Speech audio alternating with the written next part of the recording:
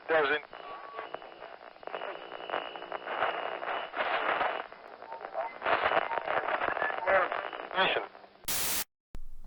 Welcome everybody to the Super Fucking Triggered Podcast, episode 12, the Shoenice interview. Yes.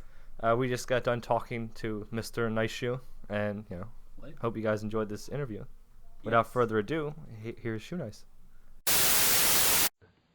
Man, we're doing good. We're excited to talk to you. Fuck yeah. So, I'm glad I just caught you, dude. I forgot Really? about these dudes, but we got like 15, 20 minutes. That's perfect. Yeah, great. Hey, we got one question just to start this off with. We're just letting you know that it's recording right now. Yes. So, Hot and pussy for life. yeah. So what are you doing right now with the pretending Shoenice is dead? I'm not really pretending. Is a little dead on the inside? I just uploaded a new video. Oh, all right. Huh. Yeah, my views go down. I really can't play dead for more than 3 days. Like Jesus. 3 months, people get uninterested and go on. So, we just wanted to start this off with, is there anything you've eaten that you've actually enjoyed the taste of that, normal people wouldn't have considered? Yeah, I mean, I've always liked the flavors of Elmer's paste, the old style. Oh, really? Like the white glue? No, the glue is one thing, but back in the day, they used to have paste and the top actually had glue on it. The paste is gone, and now it's glue stick. So, yeah, I like paper and glue. That doesn't bother me. How's it taste? Like a tree. And a dead horse's hoof. A little bit of horse hoof in there. Tasty. No, it's not bad. So you like paper and paste, but how come, why not ketchup? I hate tomatoes. I hate green vegetables. Yeah. I mean, literally, I can't eat peas, broccoli. That just comes right back up. You know what I mean? Hey, same here, man. I can't stand anything like crunchy vegetable-wise. It's just, I don't know what it is. Now that I think about it, I should have done the ketchup with the top off all the way and with a little buzz on. I was out hiking trail. There were people on the other side of my car, so I think I might have to redeem myself for that. Yeah, maybe a little bit. Has anyone ever recognized you on the streets? Oh, all the time. All the time. I can't walk 3 blocks without... If I got no sunglasses on and I just walk around and I'll just say, Shoenice. And people turn and they'll be like, they didn't recognize my face, but they recognize the voice. So, yeah, I get recognized hourly. Is it annoying or do you enjoy it? Oh, I think it's great. I mean, you see these couples and this dude's acting like a kid on Christmas and his girlfriend's like, who is this guy? And he's just like, take a picture, who cares? And I mean, yeah, it's cool to make people happy. Yeah. Hey, man, I'm like a kid on Christmas right now. Kind of, yeah. This is amazing. Just talking to you. What do you guys do on YouTube?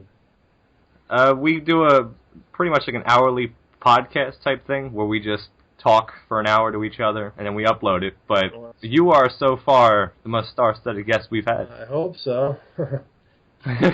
Yeah, I think we've both been following you for years. This is a tremendous opportunity, honestly. Awesome. Yeah, there's the haters out there with all kinds of rumors, but I don't let it bother me. I know the truth, you know what I mean? That's one thing I loved about you is that you didn't care about anything that anybody had to say. You were like, we're just gonna keep going and not even listen to them. I've been to war and back, dude. YouTube is child's play. At these grown men, I guess they're just gay for me or something. Take your whole life and it's just obsessed with another grown man. It's the only thing I can come up with. You throw in a little bit of eating paste in there, and it's a party, These guys are nuts, but I formed the hate, actually. I literally, back in my drinking days, I mean, it hurt my channel a little bit because haters just go in, and they can, flag enough to where it gets age restricted, and the revenue gets taken away. Some of my top viewed videos are, age restricted, and I know it's from haters, but if you don't have haters, you're not doing something right. You know what I mean? I hear you. How do I look on this Skype? Can you guys see me? Oh, we can see you perfectly. Yeah. I'm liking this new. I got a whole new laptop and camera and everything now. You even got a little background set. We don't even have a camera. I don't like Skype because I make it public, and you got all these crazy fat bitches coming in thinking that they got nice tits, and it's actually their stomach I was looking at. Just a little bit of like pepperoni slices right there. Now, your background, did you draw that yourself, or did someone else do it for you? I drew them myself. Spent some money on some, what's it called again? I don't know. People would say I should become more professional, but I think I'm doing all right. Just, people are like, get an intro. I got the best intro on YouTube, I think. Yeah, right. Like, honestly, you've made so many people watch your videos on, quite honestly, a pretty low budget, and it's honestly amazing, because you see, like, some of these other people, they'll pour thousands and thousands of dollars into, like, backdrops and, like, higher editing and stuff, but what you do, it just works. I'm just stuck in an algorithm glitch right now, and there's hundreds, maybe thousands of other YouTubers that are in this, that all our videos aren't going to our... People are like, no, that's just because your content's shitty. No. If my videos go to 560,000 people's feeds, that at least get 100,000 views the next day.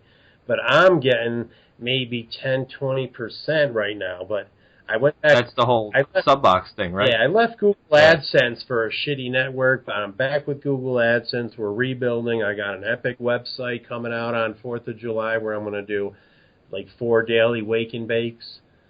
Like after this interview, I'm actually going live to test out my Ustream. That's going to be, collaborating with my website. Well, hey, we'll see you there. Now, I noticed something that, I don't know if it's because of what you just said where you switch networks, but on a few of your videos, I at least noticed that you don't have any ads in the beginning of them. Is there a reason for that, or you just don't monetize certain aspects? Yeah, a lot of people make this mistake.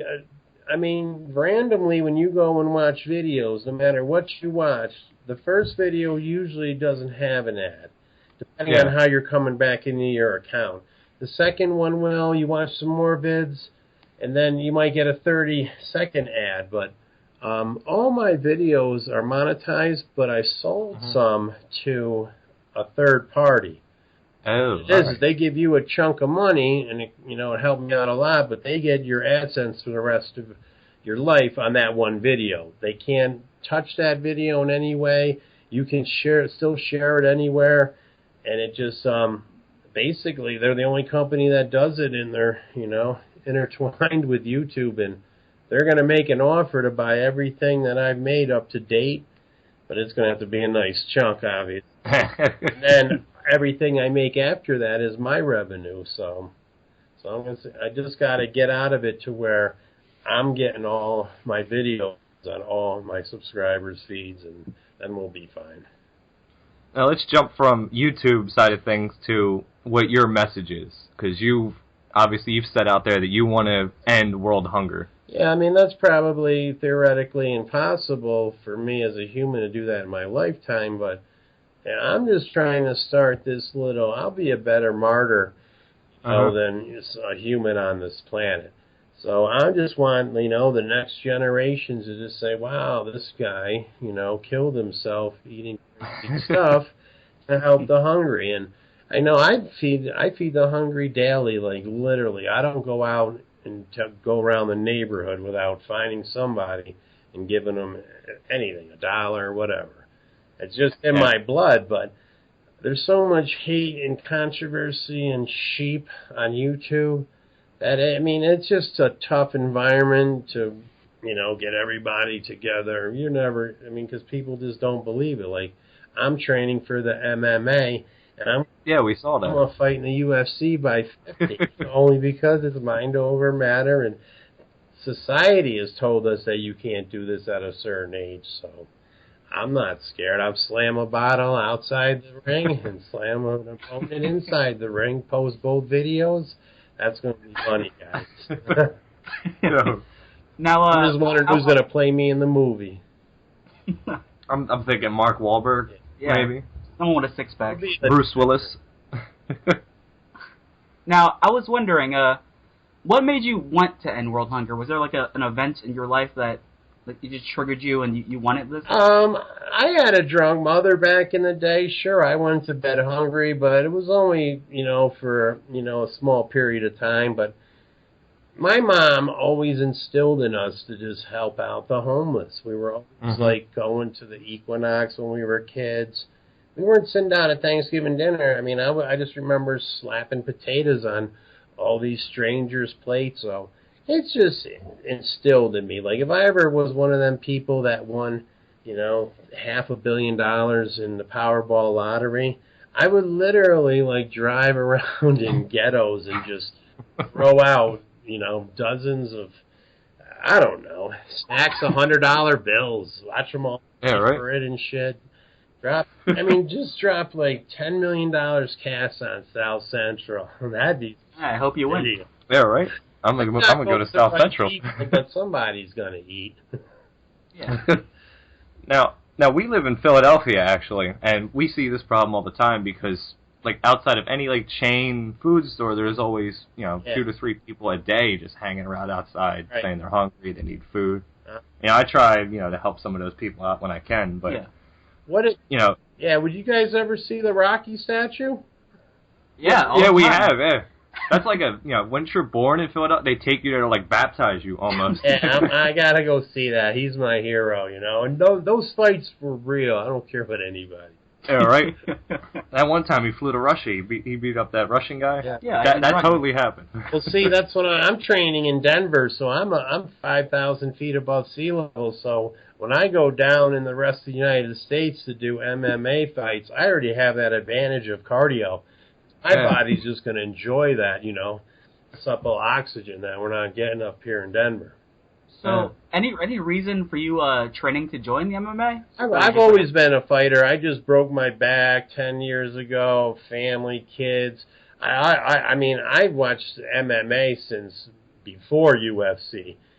But in tough man contests, I wrestled. My boxers, my family comes from a line of boxers.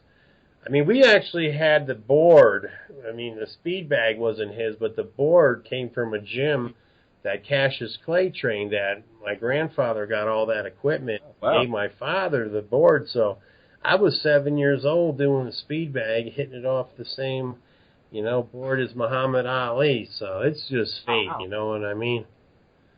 Talking about that, since you grew up a fighter, how do you feel about now that Muhammad Ali's passed away? Everybody dies, bro. He was a legend, but I always had, my argument that Mike Tyson would have beat Muhammad Ali if they were both in their prime and they both came together. You're going to say whatever, Muhammad Ali would have danced around him, but at that time, Mike Tyson just had a punch that was knocking out every legend and guys that had beat Muhammad Ali. And it's all about the punch, bro. It doesn't matter how strong or big you are, dude. You get hit either here or here. You're going down, man. It's just, that's why I'm doing Muay Thai boxing right now. I'm learning, how to strike because I'm in the heavyweight league. And not a lot of heavyweights go to the floor, so I'm looking at getting that knockout punch. And either way, even if I'm in the emergency room after the fight, it's going to be views, bro. There you go. I want to be knocked out. I never had that feeling. Wow. Yeah, I've been hit by tire irons, crowbars, flashlights, belly clubs, steel-toed boots.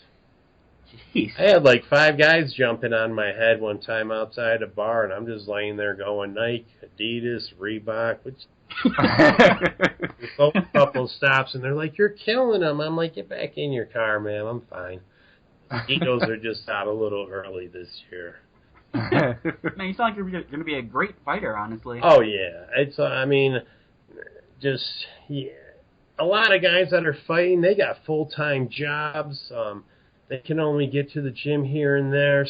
Fight. I mean, there's thousands and thousands and thousands. But when I start posting mine on YouTube, knocking out this guy here, this guy there, I mean, Dana White and Joe Rogan from USC are going to see that, and I can jump thousands of people just from being the character, and that's what that's what UFC is.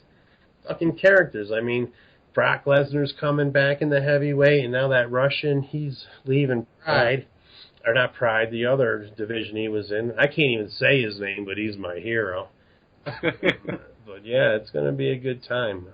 I'll be 50 in 3 years, so even if I don't even fight an MMA fight till then professionally, I'll be fine, because people will see. Yeah, you'll have the training at that point. Yeah, I joined a really good club, but I'm not telling anybody about it with the haters and stuff. But yeah, I don't blame fighting. That's my whole family, and they got a guy I work out with on cardio at night, and he's going in the UFC in 2017. He's got his fight.